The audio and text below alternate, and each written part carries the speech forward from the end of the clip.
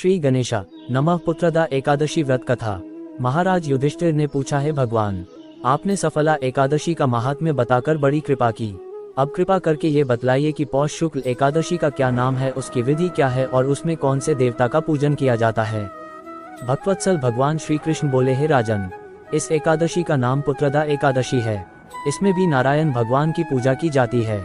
इस चर और अचर संसार में पुत्रदा एकादशी के व्रत के समान दूसरा कोई व्रत नहीं है।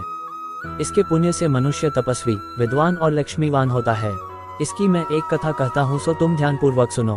भद्रावती नामक नगरी में सुकेतुमान नाम का एक राजा राज्य करता था। उसके कोई पुत्र नहीं था। उसकी स्त्री का नाम शैव्या था। वह निपुत्री होने के कारण सदैव चिंतित रहा करती थी। राजा के पितर भी रो रो कर पिंड लिया करते थे और सोचा करते थे कि इसके बाद हमको कौन पिंड देगा।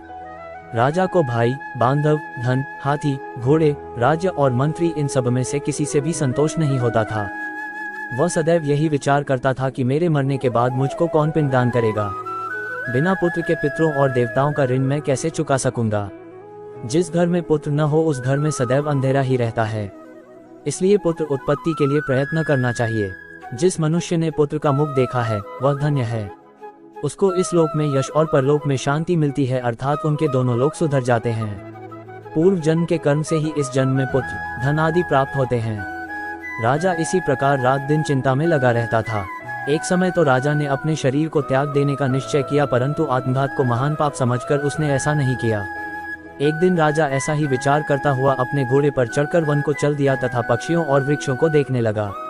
उसने देखा कि वन में मृग, व्याघ्र, सुअर, सिंह, बंदर, सर्प आदि सब भ्रमण कर रहे हैं। हाथी अपने बच्चों और हथिनियों के बीच घूम रहा है। इस वन में कहीं तो गीदड़ अपने कर्कश स्वर में बोल रहे हैं, कहीं उल्लू ध्वनि कर रहे हैं। वन के दृश्यों को देखकर राजा सोच विचार में लग गया। इसी प्रकार आधा दिन बीत गया। वह सोचने लगा कि मैंने कई यज्ञ किए, ब्राह्मणों को स्वादिष्ट भोजन से तृप्त किया, फिर भी मुझको दुख प्राप्त हुआ, क्यों? राजा प्यास के मारे अत्यंत दुखी हो गया और पानी की तलाश में इधर उधर फिरने लगा। थोड़ी दूरी पर राजा ने एक सरोवर देखा। उस सरोवर में कमल खिले थे तथा सारस, हंस, मगरमच्छ आदि विहार कर रहे थे। उस सरोवर के चारों तरफ मुनियों के आश्रम बने हुए थे। उसी समय राजा के दाहिने अंग फड़कने लगे। राजा शुभ शकुन समझकर घोड़े से उतरकर मुनियों को दंडवत प्रणाम करके बैठ गया। राजा को देखकर मुनियों ने कहा, हे राजन, हम तुमसे अत्यंत प्रसन्न हैं। तुम्हारी क्या इच्छा है सो कहो।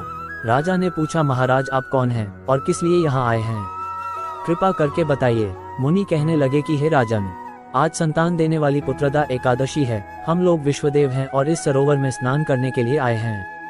ये सुनकर राजा कहने लगा कि महाराज मेरे भी कोई संतान नहीं है। यदि आप मुझ पर प्रसन्न हैं तो एक पुत्र का वरदान दीजिए। मुनि बोले, हे राजन, आज पुत्रदा एकादशी है, आप अवश्य ही इसका व्रत करें। भगवान की कृपा से अवश्य ही आपके घर में पुत्र होगा। वह सोचने लगा कि मैंने कई यज्ञ किए, ब्राह्मणों को स्वादिष्ट भोजन से तृप्त किया, फिर भी मुझको दुख प्राप्त हुआ, क्यों? राजा प्यास के मारे अत्यंत दुखी हो गया और पानी की तलाश में इधर उधर फिरने लगा। थोड़ी दूरी पर राजा ने एक सरोवर देखा। उस सरोवर में कमल खिले थे तथा सारस, हंस, मगरमच्छ आदि विहार कर रहे थे। उस सरोवर के चारों तरफ मुनियों के आश्रम बने हुए थे। उसी समय राजा के दाहिने अंग फड़कने लगे। राजा शुभ शकुन समझकर घोड़े से उतरकर मुनियों को दंडवत प्रणाम करके बैठ गया। राजा को देखकर मुनियों ने कहा, हे राजन, हम तुमसे अत्यंत प्रसन्न हैं। तुम्हारी क्या इच्छा है सो कहो। राजा ने पूछा, महाराज आप कौन हैं और किस लिए यहाँ आए हैं, कृपा करके बताइए। मुनि कहने लगे कि हे राजन, आज संतान देने वाली पुत्रदा एकादशी है। हम लोग विश्वदेव हैं और इस सरोवर में स्नान करने के लिए आए हैं। ये सुनकर राजा कहने लगा कि महाराज मेरे भी कोई संतान नहीं है। यदि आप मुझ पर प्रसन्न हैं तो एक पुत्र का वरदान दीजिए। मुनि बोले, हे राजन, आज पुत्रदा एकादशी है, आप अवश्य ही इसका व्रत करें। भगवान की कृपा से अवश्य ही आपके घर में पुत्र होगा। मुनि के वचनों को सुनकर राजा ने उसी दिन एकादशी का व्रत किया और द्वादशी को उसका पारण किया। इसके पश्चात मुनियों को प्रणाम करके महल में वापस आ गया। कुछ समय बीतने के बाद रानी ने गर्भ धारण किया और 9 महीने के पश्चात उनके एक पुत्र हुआ। वह राजकुमार अत्यंत शूरवीर, यशस्वी और प्रजापालक हुआ।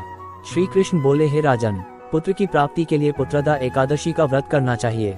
जो मनुष्य इस महात्म्य को पढ़ता या सुनता है उसे अंत में स्वर्ग की प्राप्ति होती है। ओम नमो भगवते वासुदेवा। वीडियो अच्छी लगे तो लाइक, सब्सक्राइब और शेयर जरूर करें।